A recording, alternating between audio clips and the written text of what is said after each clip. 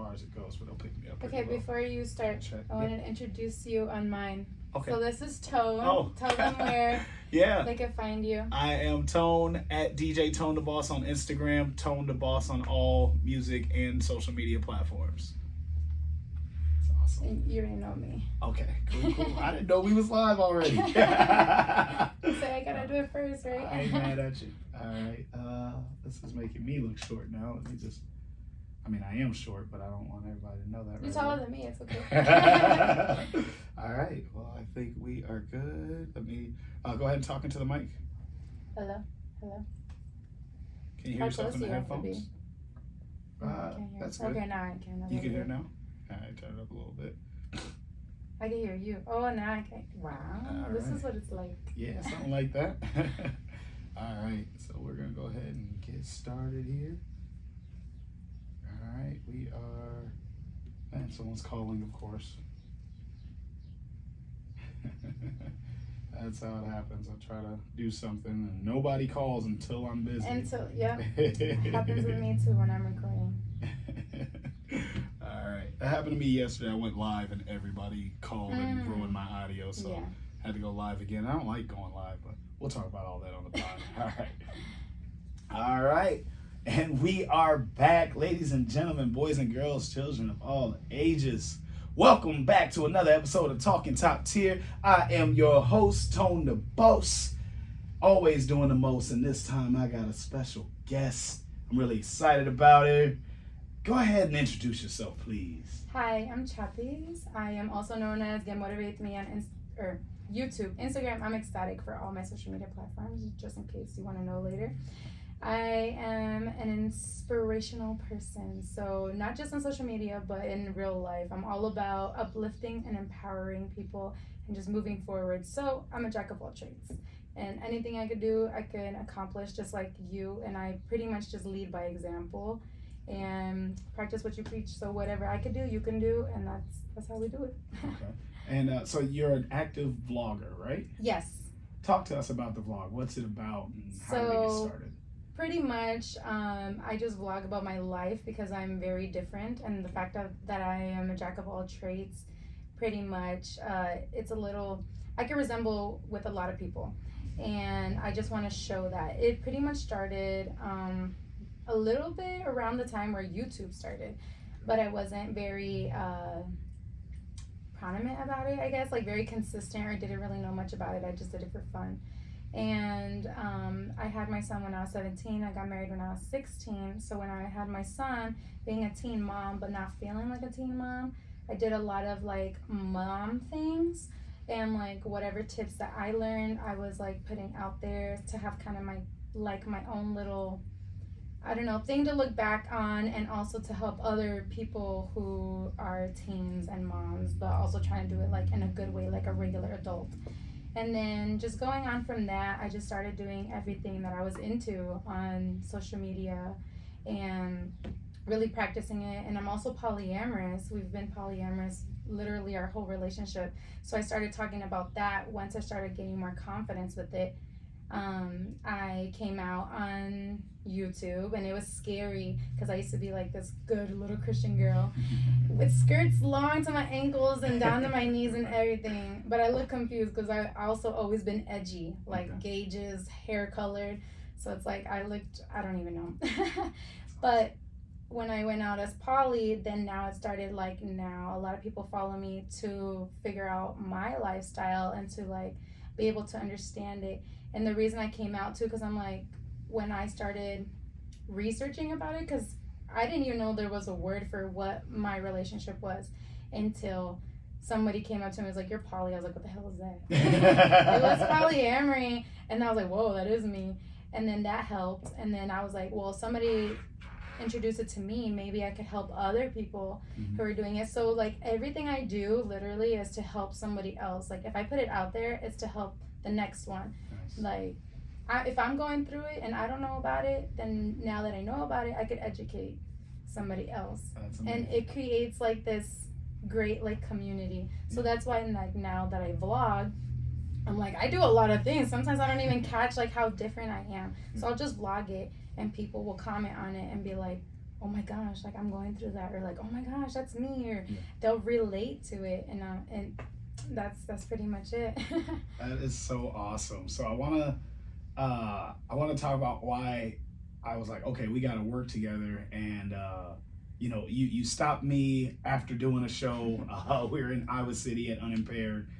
Me, my brother and sister were judging karaoke, and I thought that was not only super cool, but it just showed like your passion, that you're willing to take chances and network with people. And that was really exciting. And then we had the first meeting, and I was like, wow, I don't know why, but I'm like compelled to have you listen to my album. And I normally don't ask people to listen to my album right away. Which is crazy, because you're like, I'm insecure about my album. I'm like, when I listened to it, I honestly thought you were trying to like warn me. That I suck? Yes, I literally did. I'm like, oh, damn, this fool's gonna make me listen to it. Oh, Lord, no. If he's insecure, he's trying to tell me something. No, it's not like that. So let me elaborate on that, because when I said so, you was like, yeah, we could maybe do the recorded podcast while I listen to the album. Mm-hmm. So that's where I'm insecure. Like, hold on, I don't want to listen to it like right live next to you, like, because if you're like, it sucks, and I'm right here, or you could just lie to me and listen to it on your own. Be like, yeah, so I didn't get time to listen to it. And sorry, I am not going to be the one to lie to you. I'll just tell you that. I'm nice. It's easier to get let down over like a text message or a phone call than we're just sitting right here and you're like, this ain't it. Like, I didn't want that experience. So that's where the insecurity comes in. But as far as like being confident in my music, like, we got a placement. The Give Me My Ring song was with the Golden State Warriors. I like that one. My song Free, it's been getting radio play. It was on Shade 45, FM radio all over the country. So I'm very proud and confident in what I can do with music, but I don't want to be in a room with somebody I'm just meeting and they're like, this ain't it. Yeah, like I wasn't ready for that. I didn't know how brutal you would be, or but I did get to watch the review and I absolutely loved it. You gave a very different perspective on a lot of my songs that I've never heard that perspective. So I definitely want to talk to you about that, because that's cool. But the reason I was compelled to have you listen to it is because you were saying that you vlogged to give everybody different experiences to help. One thing about me that I just heard at a conference the other day, and I'm going to start regurgitating the same thing, is I feel like I'm here to be a vessel to help other people. Yes. So I want people to live through my experiences, the good and the bad. I'm very, very blunt and open about the bad that I've done in my life. Yes. And my quest is to do good. I heard that on one of the songs. Yeah, we can talk about it. Like, oh. Yeah. Okay. The review was awesome. So we definitely. Yeah, I completely agree with that statement 100%. And a part of that, I think, is because like going through the church and like, when people learn off of somebody else's testimony, and I'm like, now since I'm not like in the church or like necessarily in that ideology, I still bring some things that I cherish like that, like, because good and bad things could help people, because it's like, damn, I effed up like that too before. Oh, quick fact about me too, I don't cuss, so nice. Radio friendly. All right, I'll keep my my part clean as well then. That's awesome. So listening to the review, I had Tevin Jones, the guy I was telling you about, in the car with me. I was like, hey man, I just got this review in, haven't listened to it yet. If she starts clowning me, don't make it worse. So we listened to it. We were on our way. God, we travel a lot. So that's crazy, because we both did it while we were driving. Yeah. Like working and driving, we have to. Yeah, absolutely. The work never stops. Like he gets on me because sometimes I check my phone. But I just played a video this time, so I was driving with the video playing and the aux cord plugged in. And it was such a great review. It was so cool. And just to hear your perspective, which was different on a few things. God, I'm trying to think where it started. Oh, you talked on my song Anxiety and Depression, and how people don't talk about that a lot. And that's the point. So you captured the exact point and essence of that. Like, this is something most other rappers are gonna shy away from. They're not gonna talk about their feelings or what they go through and what goes on in their head. And it's something that's really common in the Black community, that we don't talk about how we feel. We keep it in. We keep our chin up. And I want to break that mold. So I'm glad you listened to it and you felt that way about it. Yes, I feel like people of color in general, because it's not just like Mexicans or black. It's literally almost all of people of color, and then even like Caucasian people in poverty tend to go through a lot of the same thing that we go through. And it's like we're taught to just like shush and like, you know, suppress our feelings and our emotions, and that's why we become like adults who don't know how to handle our emotions. And that's the thing that I do in parenting that I'm trying to like do. So it's awesome that I heard that in the song, because I'm like, yes, it's like relatable. We need to just cry when we feel like crying and just let it out, even if you're a man. The misogyny is real. Oh yeah. Absolutely. And I think that song, and there was a couple others where I actually received phone calls from other men literally in tears, like, I've been feeling this way, I could never express it, I didn't know if anybody else felt like this or went through this, and my story's almost identical to yours, but we're taught to keep it to ourselves. And you know, I didn't go to therapy until I was like 32, and it's like, that wasn't that long ago. It's so taboo. It is, and it's frowned upon, and you keep everything in this household and to yourself. And I will never raise my kids that way. Like, you know, talk to somebody, get it out, and we can talk through it and work on the best solution to move forward. So like, I'll help you as best as I can, because I also wasn't taught the best way either. So like, we're working together, we're learning together. And that's what I love about music. And I wish that I had like a chord in me that could like rap or like make songs, but I've tried. I can't, because it's a different way of expressing. And I'm like, people will listen to songs more than they will listen to like speeches. But you know what? That's fine. Of course. Like, whoever hears this. What kind of music do you typically listen to? I listen to everything. Okay. So like, I'm very broad. I listen to a lot of like Mexican, so like rancheras. People on here who know what I'm talking about. Cumbias, like a lot of the rich Mexican stuff, reggaeton, going to more Latin, and then I listen to some country, but that's only if like people like show me the songs. Like, I don't say no to like anything that somebody wants to show me, that if it's good, I'm like, okay, then it's probably a good song. And I like rap, but I like more lyrical rap, which yours was. That's what I was like. I was like, okay, you got meaning to this. Yes, absolutely. So I could feel it on a different level. I am very empathetic, so anything that has feeling or emotion is what I like. So, but at the same time, I like some booty shaking music too. Like, if it makes me dance, like, I'm gonna listen to it. Yeah, that was one of my favorite things that you brought out a different twist to, in my opinion. So I did a song called "She Belongs to the Streets." Yeah. And when you're doing your review, you're like turning up to it. You're like, "Hey, she belongs to the streets," and I was like, that's not how I wrote it. Like, it was like, it was almost like I was coming at somebody, but you went with like, this is fun, like turn up. And I know the beat and the tempo of it is turned up. It still goes with your meaning a little bit, because it's like, sometimes you just gotta laugh, like when you're going through it, and if you're coming at somebody, you could laugh at them too. And I love that. I never looked at it from that perspective. So I was watching that. Me and Tevin both like, she likes this, like she's like embracing it and owning that shit and turning up. And I was like, that's so dope. Like, I never thought of the song that way. So that was super cool. Then the other one that's funny, and this is probably like the main reason I was like, I don't want to sit with somebody while they listen to the album, but I got a song called "Never Put Your Hands." And it's talking about never put your hands on a woman, and it talks about a situation where there's domestic violence and things get escalated. And you was like, hey, check it out. Sometimes, motherfucker, well, you didn't cuss, but you said sometimes they gotta get put in their place. And you see, like, you would think like that probably happens in my relationship. Is like, no, like, me and my husband are very like strict about, we don't put our hands on each other.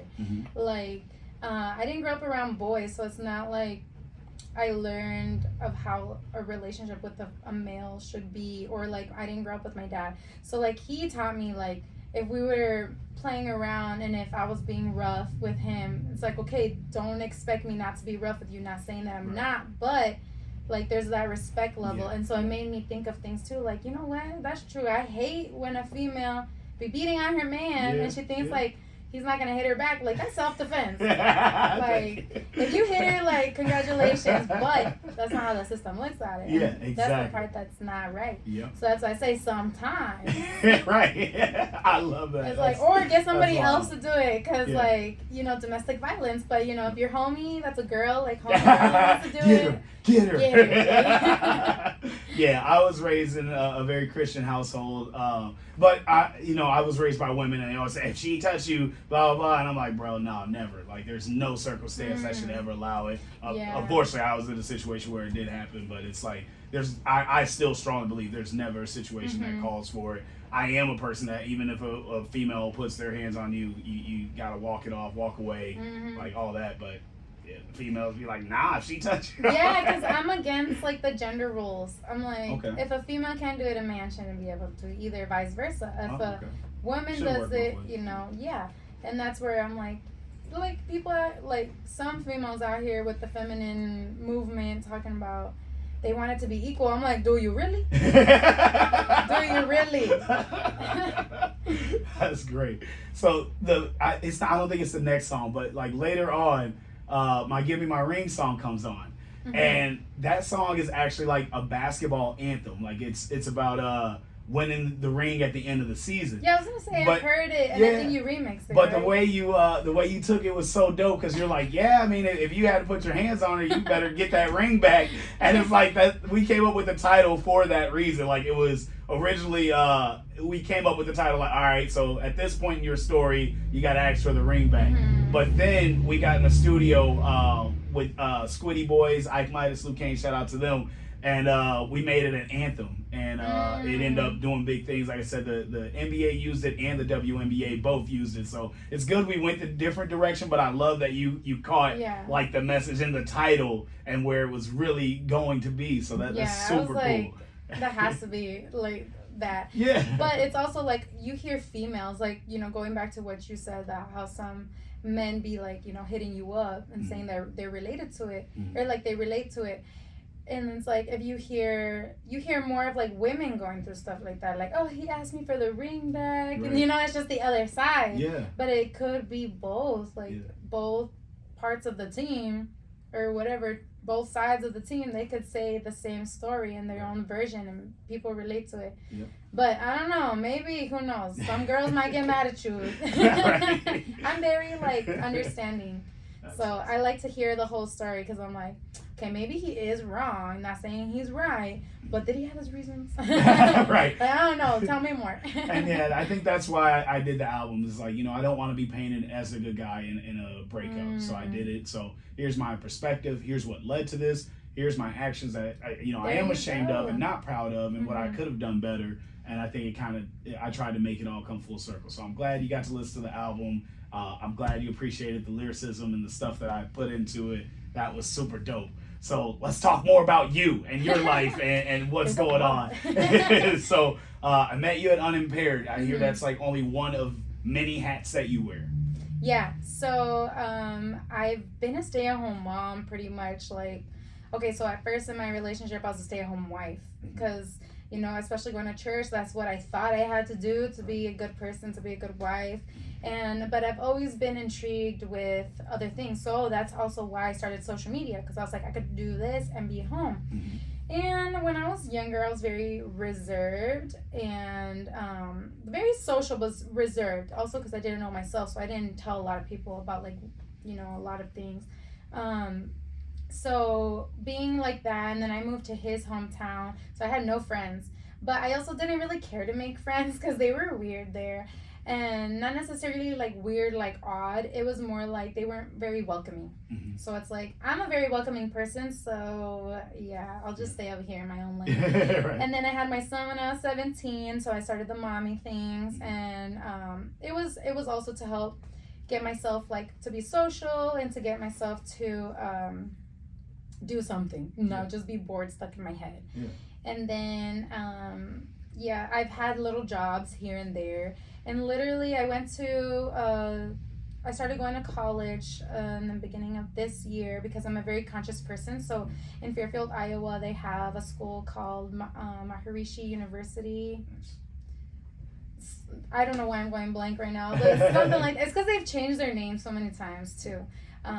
In my defense, it's a consciousness-based school, and I'm like so with it. And when I used to live there, I loved the people that associated with the Maharishi school, but I was still in this like ideology of like with Christianity that I thought it was evil, so I didn't let myself dabble. I was like, no, I can't do that.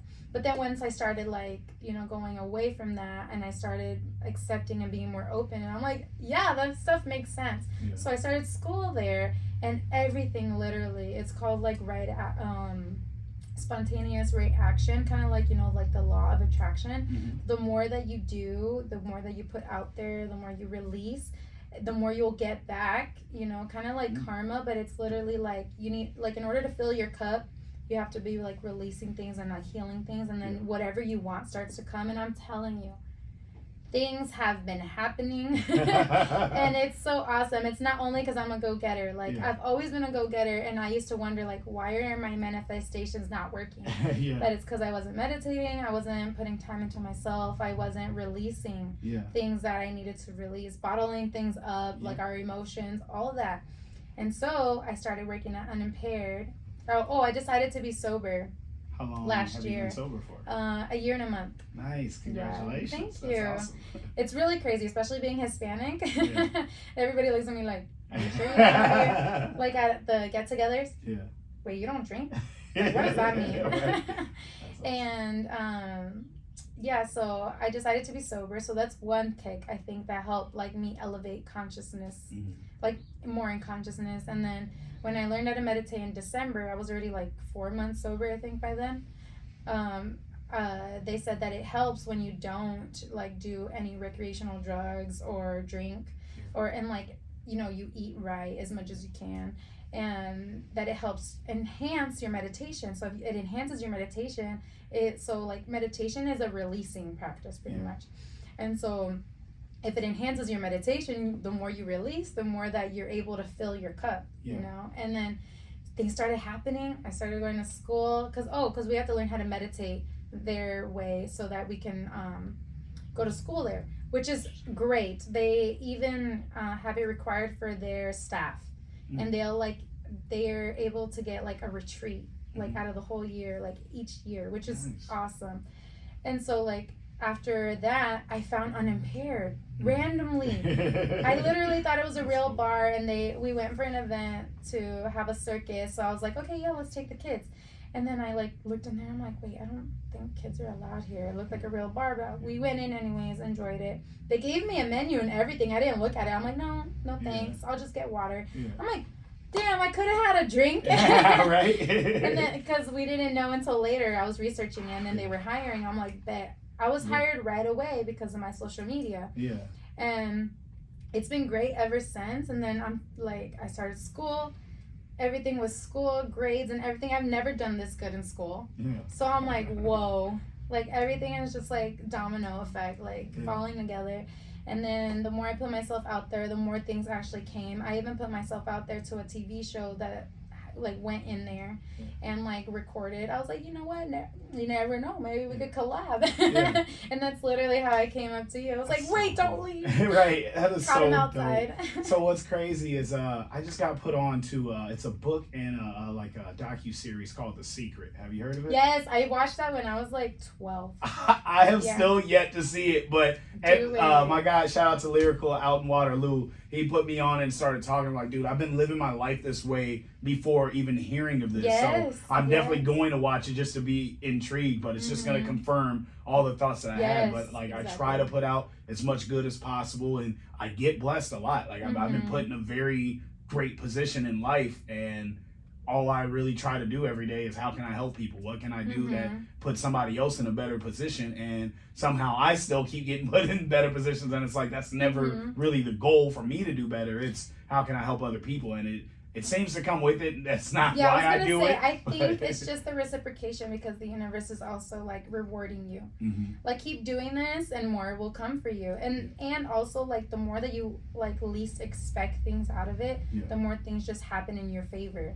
And that's what makes you a good person, because I also don't really expect anything besides the fact of like having my name always pure. Like whenever you hear my name, it's just like, yeah, that's Chapis. Like she never did me wrong. I think that's like what I want in return. That matters to me too. I think about that. Like, you know, nobody can say I didn't try to help them or haven't given them an opportunity. And then also, I want to be remembered when I'm gone. I want to have played a role in people's lives that when I'm long gone, like, oh yeah, he had a manager that gave him this opportunity, and then now he's a millionaire, and that set us up. Or, you know, he did his first performance with this tone guy out in Iowa when they weren't really doing that. Yeah, so where's that? That's definitely the goal. So that's awesome. I love that the universe got us connected somehow. So that's super cool. Right. I was so surprised that you messaged me right away. I was like, my coworkers, I literally like stopped and read the message, and I'm like, and they looked at me like, what the hell's wrong with her? That's awesome. I was like, you saw me run outside, right? This is what happened. This is what happened right here. No, that's super cool. And yeah, just with your energy, your platform, I felt like, okay, we need her a part of the music awards, and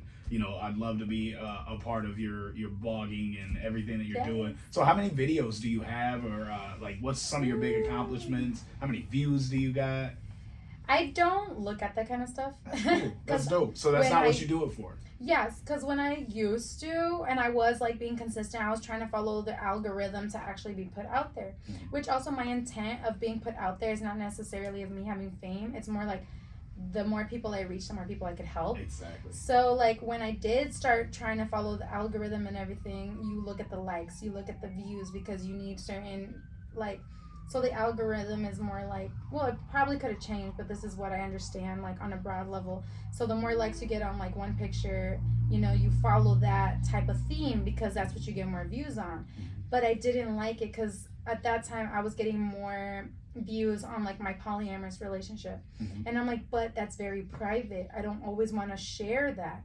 Like I'll share some things, but sometimes people want to know too much, and that's very private. You know, you need to keep certain things in your life private to keep it pure. And like, you know, I believe in like evil eye and all that stuff, so I try not to post my kids that much either for those certain things, like the energy, you know, just speaking in energy. What's evil eye? You gotta elaborate. Oh, okay. So it's more like an indigenous Mexican, like it comes from more of like the Mexican culture, but now it's like, you know, people hear about it more. But like, so you can like have like bracelets that are like in the evil eye to help protect from it.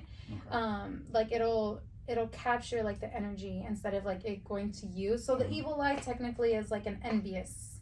Like you ever had somebody like looking you like that death stare? That's the look. Okay. But sometimes people do it intentionally, and sometimes I've realized that people do it unintentionally. They're just envious people. Yeah. And so the more you put good, like in a way, like showing off, like some people like to show off, you know, and then they realize why their life is going bad is because that envy. But some people genuinely don't like to show off and just like will be like, oh my gosh, like post their accomplishments, which is great. But then you have envious people always gonna look at you. So it's like certain things like it's just good to keep to yourself or only tell like your close circle. But sometimes you never know be in your close circle. So it's like certain things you just gotta keep pure. But like the views and the stuff is like it was draining to pay attention to that. So now I don't pay attention, and I just like I pay attention to more feedback. Do you know about how many videos you've posted? I don't know. You said like when YouTube started? Yeah, so like maybe not exactly when YouTube started. Like how many years ago you think you started? That's what's hard, because I used to like upload just because like random like memories and stuff. Like now they're on private because I look back and I'm like, I have this public. That's embarrassing. Right? Yeah. Oh yeah. But I guess more as like a platform. Because back then it wasn't necessarily a platform either, since the internet was still like first becoming a thing. Yeah, for sure. I'd say like 10 years maybe, like give or take, But 5 years ago that's when I was doing like the algorithm, and then I gave up. Not gave up, I was still doing it, but I'm like, I'm gonna do it to satisfy me and what I need, and to help those and they need, instead of draining, because you also got to protect your energy when you're giving it out. How often do you post? I don't know. I do it very, like, I'm very inconsistent. Okay. And I'm pretty much driven by, like, my gut feeling, okay. Like, my intuition. Yeah. And if I have to speak about something, it's, like, things that are happening, like, every day, yeah. Like, that I'm seeing from other people's, like, situations, because I love to hear what my friends are going through. Like, I love to be that person that they come to vent to. Yeah. And so I'm like, oh my gosh, this person's dealing with this person's dealing with that. I seen that on TV. Like, there's signs everywhere. I have to talk about it. I have to talk about it. But more of the time, I'll vlog when there's, like, interesting things going on in my life, like this video. When we're doing, like, something extraordinary, or I'll do, like, a day in the life, like, of a poly family type of thing. And I just record me cooking and talking and things that come up during the day. Yeah. And then that's what I meant about, like, there's people who relate to that, because I'll talk about random things too throughout the day, and, like, positive things or whatever I'm going through. Necessarily, sometimes not, because I'm like, I don't need to talk about that. I vent to people close to me, not like to the world. Yeah. But, you know, stuff like that, anything that could be happening, and then it usually turns, like, I'm just a positive person. Anything really I put out there helps people, or is, like, it comes with a story. Yeah. It's like a medicine in some way. That's crazy. So what's so, like, cool about that, and it's crazy to me, but I'm the same way, where I want people to vent to me. One of the coolest experiences that I've had in music is I was managing an artist, Alicia Monet. Shout out to Alicia. And every time before we start writing, I just ask her about her day, like, out of friendship and kindness, but also it motivated me to write and, like, turn stuff into a, like, song. So her experiences is basically what motivated the music that we were able to make together. Like, she just talked to me, and, like, I am fully attentive, and, like, I have legit either feedback, suggestions, and sometimes we're just chatting, you know, we're just talking about whatever and experiences and stuff. But at the same time, I'm like, this motivates me for this type of song and this type of experience, and to go this direction. So it's cool that you have that in common, that you like for people to vent, because it gives you content. Like, not in a negative way, not like or it just happens. It just happens, and then it just happens to be content. Yeah. Because, like, either it's the moon or something going in retrograde. And that a lot I'm of sure it's not like their personal stories or something. No. I speak on, like, the topic. Like, let's say I've spoken about jealousy a lot, and I speak about it in relationships and friendships, and just jealousy towards somebody else, like the envy. I speak a lot about monogamy and polyamory, because I'm, like, you know, since I am polyamorous, I have a lot of strong feelings towards both. I just speak a lot about just topics that pop up a lot. So not necessarily is it always, like, when people vent, or I guess if they are venting, it hits, like, the same topic, you know? So it's not, like, literally their venting session, but it's, like, one thing that they say, like, strikes something, like, oh my gosh, I need to speak about that. That's awesome. So what's also ironic is I do this game of this or that every time I have a guest on my podcast. And, like, one of the, I would say, first 5 questions is monogamy or to be poly. But I thought it was polygamous. That's incorrect. It's polyamorous. Yeah, it's incorrect. Okay, so there's many different types of poly whatever at the end. Okay. So polygamy, polygamous is not when you have...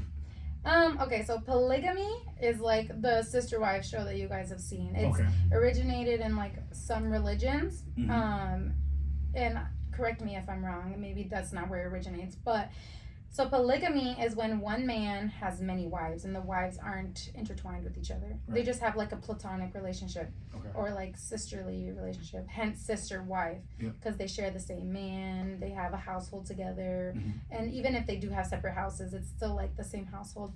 So that's polygamy. And so polyamory literally means when one person can be involved with more than one person romantically. So it's like, it could be, and then from polyamory, there's a lot of dynamics.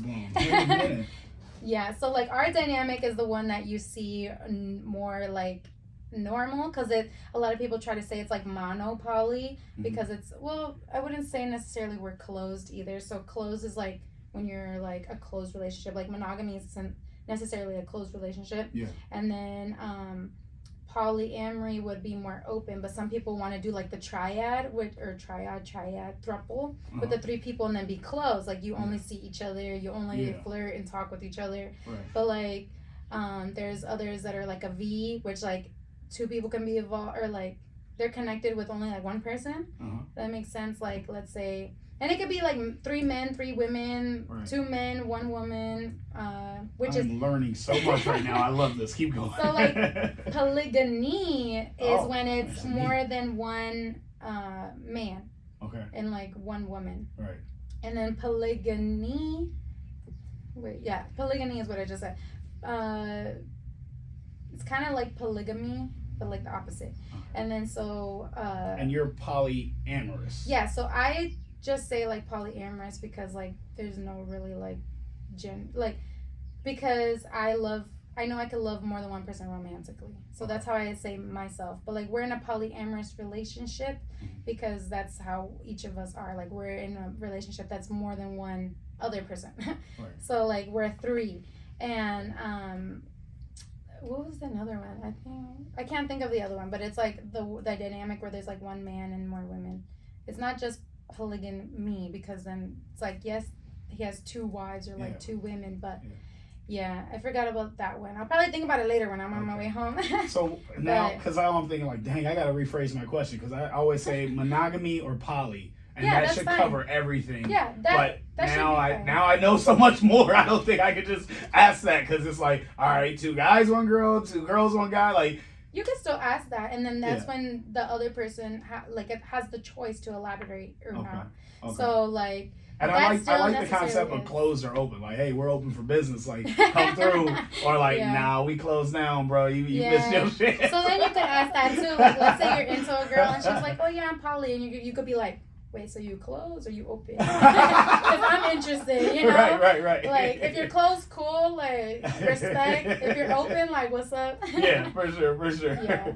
And so, you have that. And then there's also, like, different hierarchies. Like, some relationships will have hierarchy. Some were, like, no, we're all equal. Yeah. Some are, like me, I don't necessarily think it's equal, but I think it's equitable. Like, each person gets what they need, because like not 1 person is the same. You know, just like kids, like it's equitable.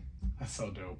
All right, I think we're ready to go into this or that. I'm gonna adjust that question just for you, but I'm gonna go ahead, and basically what happens is I give you 2 options. You gotta pick one. You gotta make it quick. That's hard. And oh my gosh, I'll let you know if you can elaborate. I am terrible at two question things. Like I think that's why I'm poly, because I can't decide. You know, like. That's so great. I'm gonna use that for the trailer. That's all I can't decide. It's a challenge. Challenge me. I got all right, here's a challenge. Okay. All the pressure. You know, people say no pressure. All of it. All of it. That's how I work better. I work good in chaos. Let's go. All right. To be humble or prideful? Humble. Streams or followers? Shoots. I guess streams, because I'd rather reach people. Can't elaborate. Damn it! Streams it is. All right. What's more important? Who you know or what you know? This is difficult. Who or what? I guess who. Okay. All right. So this is where the next question is usually monogamy or poly. For you, the question is going to be open or closed. Oh, that's hard. Depends. Okay, and actually, this one I will let you elaborate, but you've got to pick one first. Oh, open. Okay, and why open? Because I feel like no one is a property to like anyone. So like, I personally don't care. Like, I'm very like, have you heard of asexual? Yeah. Yeah, so I've realized I'm asexual, so like that doesn't interest me. Oh, but for the listeners, elaborate on so asexual. So I've always said like down the line that I'm like, okay, so I first came out as bi, and now it feels weird to say that. Because obviously like now you only see like 2 gender. Well, not now, like yeah. And then like, so then pan is for like the next, like if you could see yourself with somebody who's also like trans or like non-binary.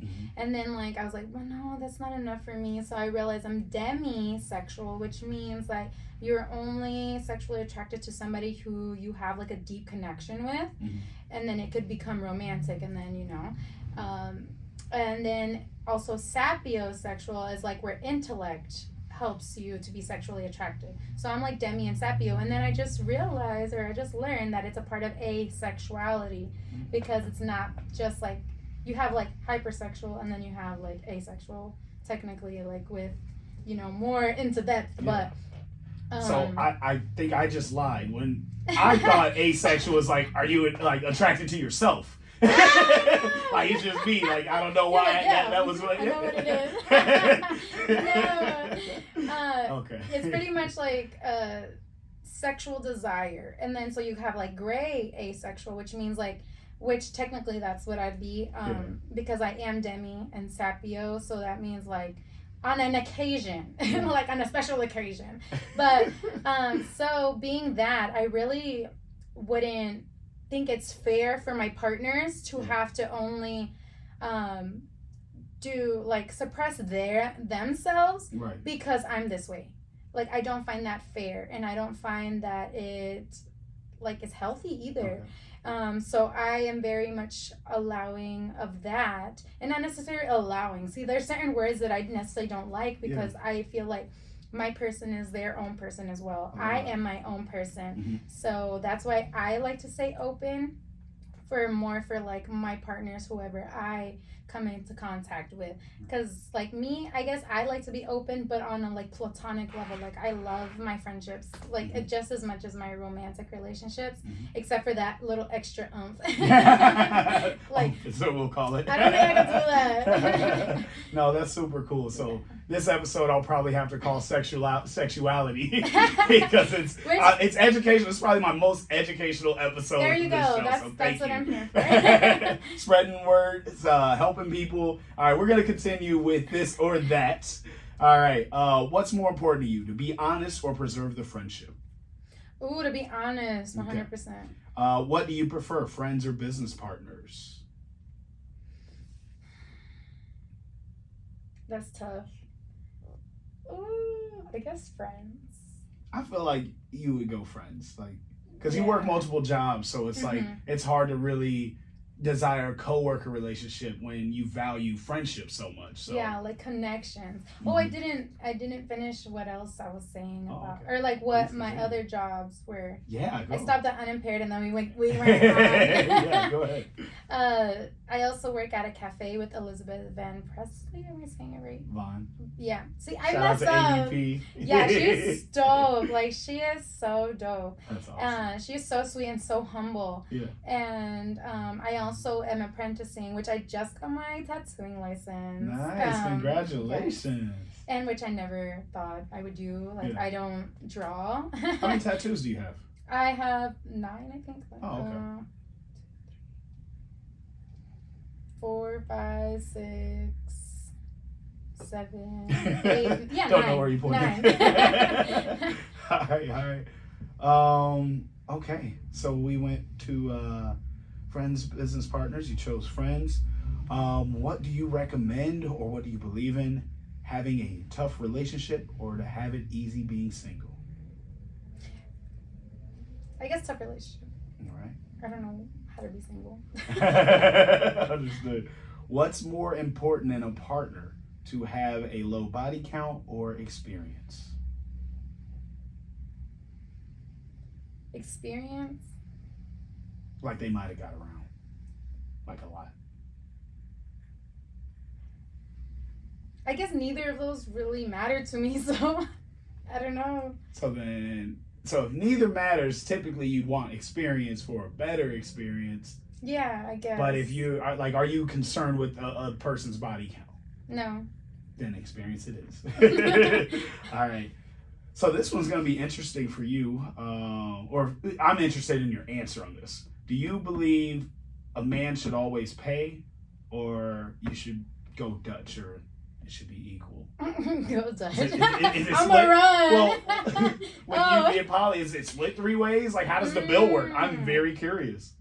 It's almost like we like shake on it, like the what's it called? Rock, paper, scissors. Rock, paper, scissors. Whoever puts out the bill, like the credit card first. That is so dope.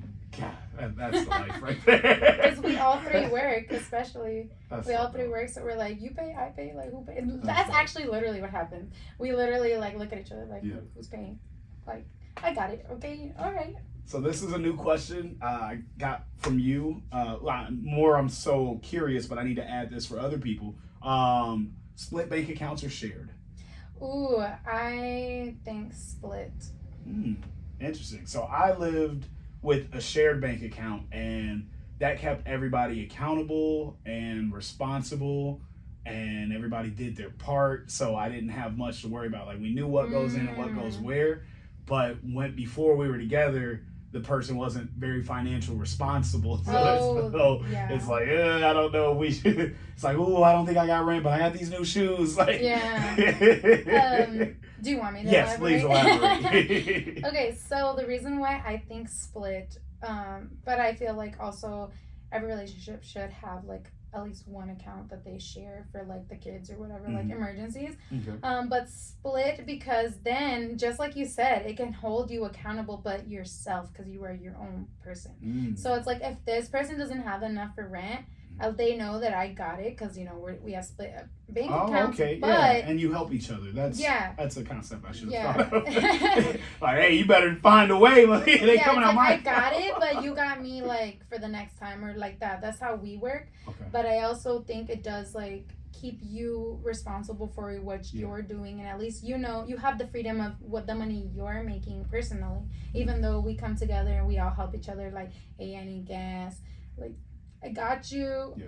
Like, and to me, it helps with control, because like if you share a bank account, then you could fall into control, even though maybe you're not trying to, because let's say the other person is being, not very smart. And then so now they're taking a little bit from what you made too, but you can't tell, because it's already all connected. Okay. And it's like, wait, how don't we have money? Yeah. I made this much, you made this much. Like, how do I, where's my part too? And it's not necessarily saying like, oh, that's my money, that's your money. It's more just having that sense of like separation, to be like, okay, I got you when you need it, and you got me when you need it, type of thing. And accountability, like, okay, this time it really is you, because that's your account. Okay, you broke. Okay. And that security of having like the other person. Okay. Next question, catered for you. Shared social media or individual social media? Individual. Okay. Along with what they were saying earlier, like, it's also very healthy to me to have your own privacy. Okay. And I think of trust in such a different way that normal people do. I don't know what's normal anymore. But because like, you shouldn't necessarily put all of your trust on one person. Okay. Even no matter what dynamic, monogamous or polyamorous, don't put all your trust on one person. You just have to always trust the process. Nice. Like, how do you think these old people been married for 50 so long, years? right? Like, you think that they weren't hopping in somebody else's DM? Back then, it was the mailbox. You know, it is the same thing. It's just people think it's more now because of social media. No, it's easier access. But it was the same damn thing. I think it was probably easier to keep secrets back in the day. Like, oh, he's just working late. You can't call the job. You can't just pull up. They were with the neighbor. They just go from the back door to the front door, like. It's just more slick. It was more slick, and what now you they don't get know caught. didn't hurt you, and now you didn't know a lot back then. And even then, I bet you the women knew, or the men knew, but they still made it work. Either because of they had to stay together because of that's the norms, but also, because like you just make it work if you want to make it work. You don't have to, by all means, you don't have to, but. All right, I don't know if you've ever watched